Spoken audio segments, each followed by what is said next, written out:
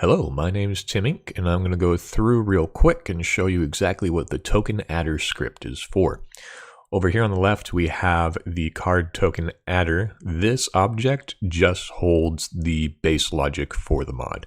That means that you can drop this into any mod you like, and you'll have the same logic. You don't have to worry about global, you don't have to worry about anything like that. Over here, we have our tokens. Over here, we have our cards.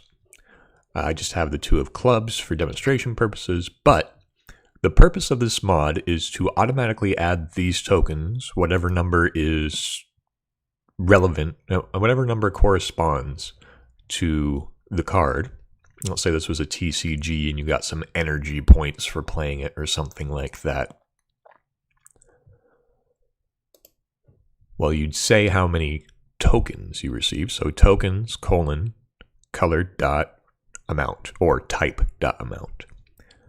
So in this case, you get one blue token and two red tokens. This happens immediately when you place it down, so you'll get these two red tokens and a blue token. Just like it says right here, two red tokens and a blue token. Over here we have our tokens. These are pretty easy to set up as well. You just have to say what token type they are. That one's red, that one's blue, that one's green.